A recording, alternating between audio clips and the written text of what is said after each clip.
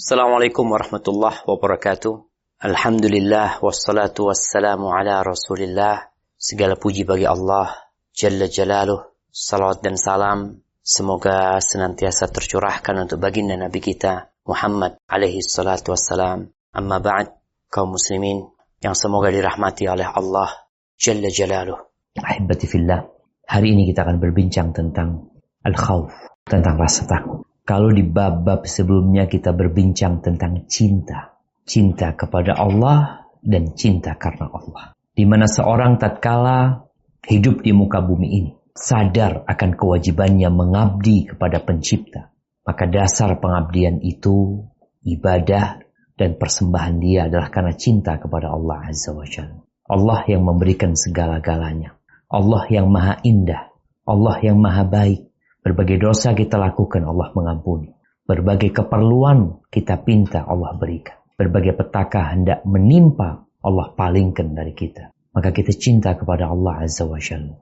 Namun, ibadah itu memerlukan rasa takut. Karena terkadang orang bablas cintanya sehingga tidak terarah. Maka harus ada rasa takut kepada yang dia cintai. Di sini kita akan berbincang tentang cinta dan rasa takut. Kemudian setelah bab khauf ini, Al-Imam An-Nawawi rahimahullahu ta'ala membuat babur raja, bab tentang pengharapan.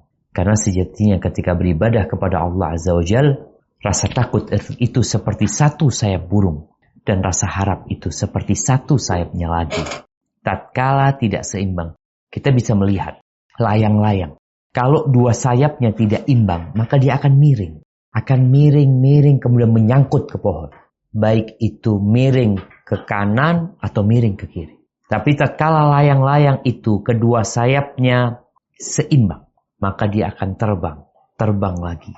Walaupun ada angin kencang yang menerpanya, dia tetap.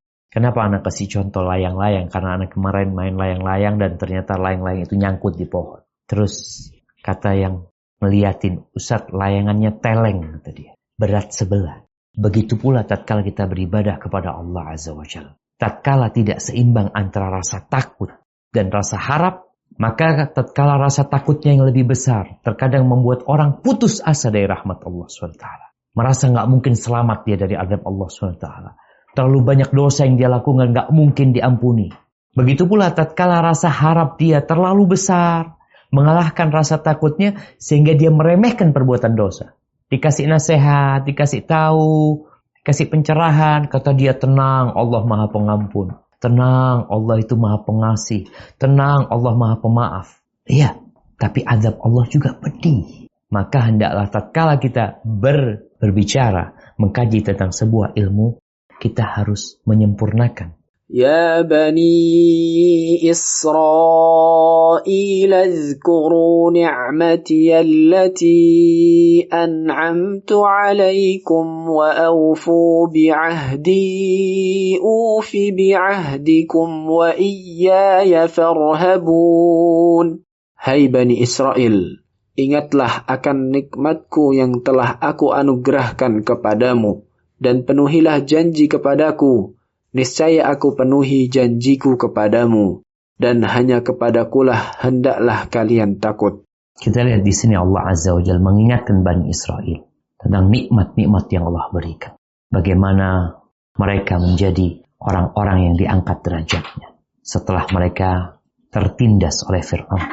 Kemudian Allah membuat perjanjian sama mereka. Allah meminta mereka memenuhi janji-janji Allah. Lalu Allah mengatakan, wa iyaya farhabun. Dan hanya kepadakulah hendaklah kalian takut. Bicara al-khawf yang mungkin diterjemahkan rasa takut ya.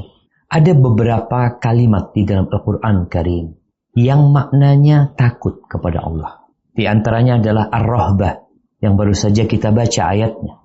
Disebutkan ar-rahbah ini adalah rasa takut yang besar. Ada takut biasa, ada takut yang besar. Ketika orang rasa takutnya itu besar, maka disebut rahbah. Ada rasa takutnya yang membuat dadanya sesak. Itu dalam bahasa Arab disebut ar-ru'b. Ada rasa takut yang bersamanya ilmu terhadap yang dia takuti. Maka itu disebut al-khasyah. Allah mengatakan, innama yakhshallaha min ibadihi al-ulama.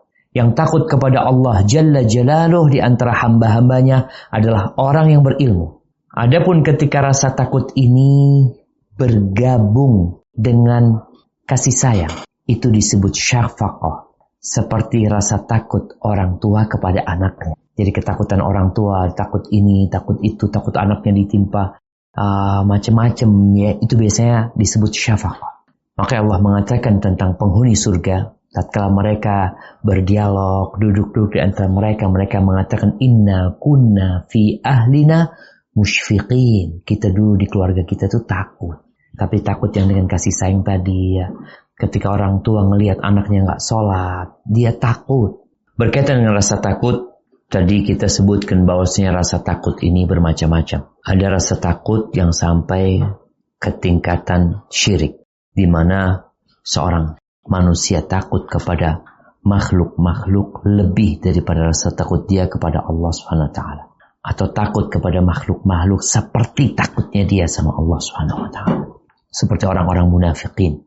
Allah mengatakan, la antum asyaddu rahbatan fi sudurihim minallah.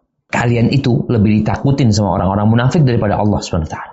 Ini karena dangkalnya pengetahuan mereka tentang Allah Subhanahu wa taala. Ada rasa takut yang mengurangi kesempurnaan iman dia, tapi tidak sampai mengeluarkan dia dari Islam. Seperti rasa takut yang membuat dia akhirnya berbuat dosa atau meninggalkan ketaatan. Takut dipecat, takut sama atasannya. Kadang-kala karena demi pekerjaan ini itu dia melakukan kemaksiatan, ya. Kemudian ada rasa takut yang merupakan tabiat manusia yang tidak ada satupun manusia yang selamat sebenarnya secara umum, ya. Di mana takut dengan binatang buas, ya. Seorang takut dengan hal-hal yang membahayakan dirinya.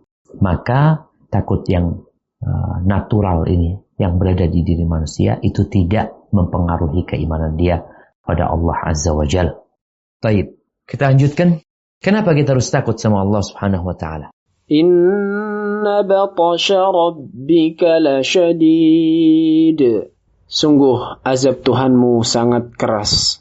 Subhanallah, ya Allah. Gimana kita nggak takut tatkala Allah mengatakan azab Rabbmu itu sangat keras? Allah ingin kita takut kepadanya. Jangan meremehkan.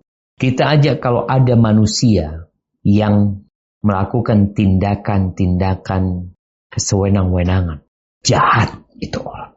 Kita takut sama itu orang. Yang dia mungkin bisa membakar suatu kota. Dia bakar kalau dia marah. Kita berhati-hati menghadapi orang itu. Allah Azza wa Jalla, walillahil mathalul a'la. Allah tidak menzalimin hambanya. Allah tidak menzalimin hambanya sedikit pun. Tapi Allah Azza wa Jalla ketika mengadab hambanya dengan penuh keadilan, adabnya itu pedih. Maka tatkala kita berbuat dosa, kita ingat Nabi Adam alaihissalam dikeluarkan dari surga gara-gara satu dosa. Jamaah rahimakumullah, itu yang bisa kita kaji. Semoga ilmu yang kita kaji hari ini berguna buat kita dan bisa kita amalkan dalam kehidupan kita. Dan semoga Allah menerima amalan kita. Sampai berjumpa kembali. Barakallahu fiik. Wassalamualaikum warahmatullahi wabarakatuh.